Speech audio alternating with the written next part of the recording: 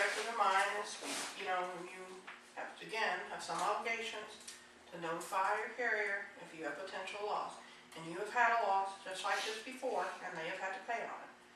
And I don't want to compare the circumstances, I don't know what they are, but it was a backup issue, and we resisted that, and they filed a tort claim notice, and we haven't received a notice. But just because if you don't tell them, they get denied the opportunity to investigate, and it just hurts us later down the line. And I understand it also impacts your rates, but you know, it's an obligation. That's why you have it.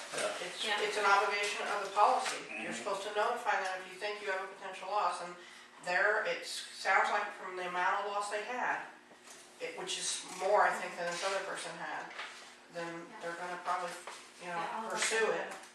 Well, well, we can notify, but that's up to the board. But we had a similar loss, and I know they ended up. I don't even know what they paid, but I know they ended up paying something. It's probably smart, and I think we can do it two ways.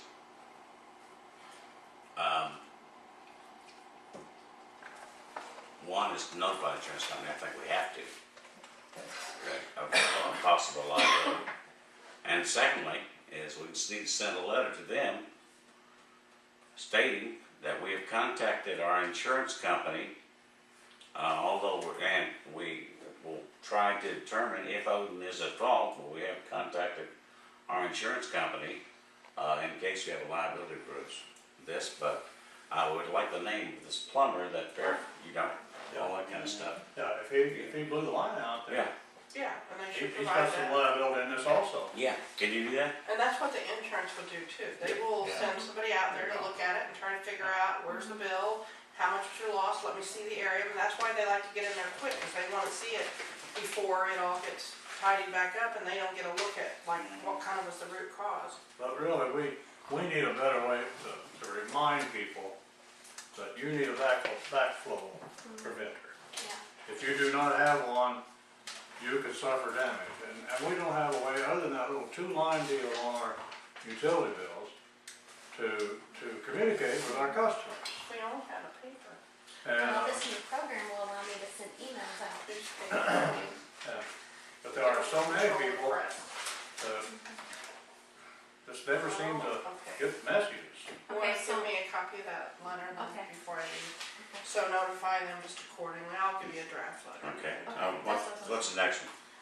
The next one, I asked you I have 2 complaints from the park. Who were they supposed to go to? Oh, what? 2 complaints on the park. Was it supposed to go to you or Doug? What are they about? Okay. This was received in the mail.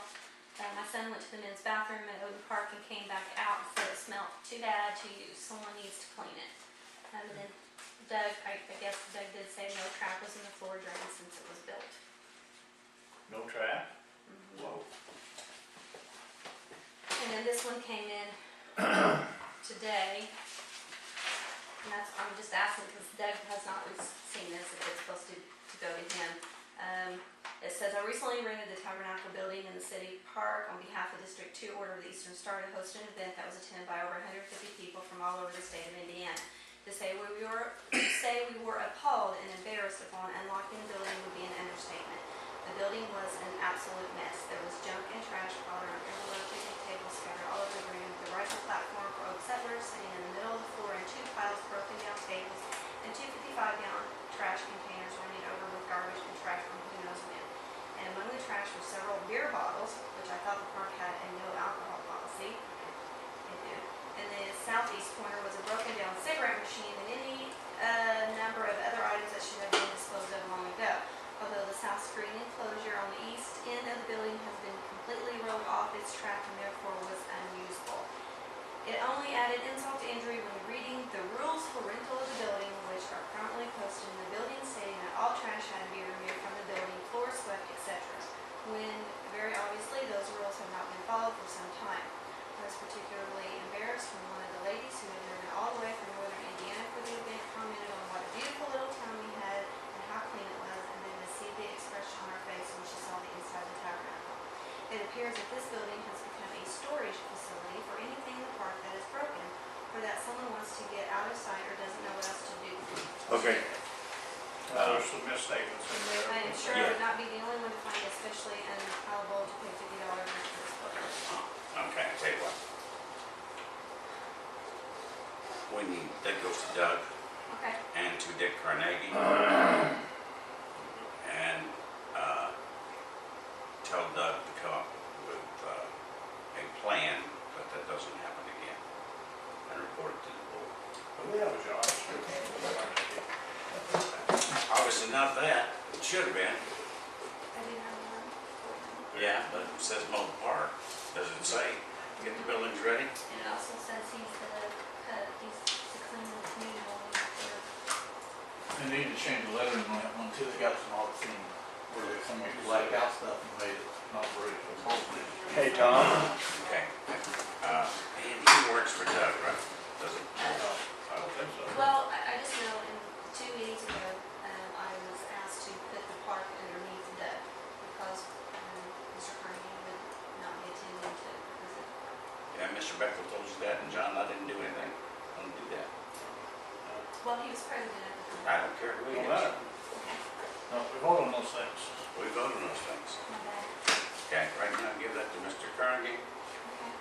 and to tell him from the board, he needs to address that to the board. Never happens again, that's, Should you? let's say, I think there's some exaggerations in there. And refund and write a letter of response Okay.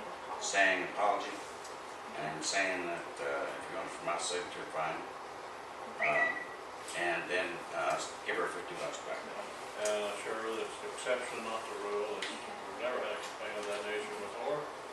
It's not all as she described it.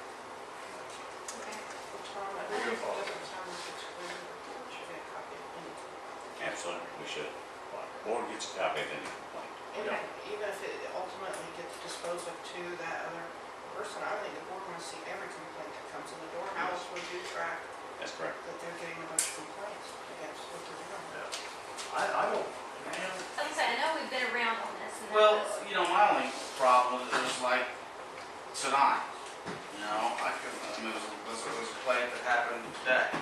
Well, I mean, does the board really need to be aware of a complaint that I just now got notified of?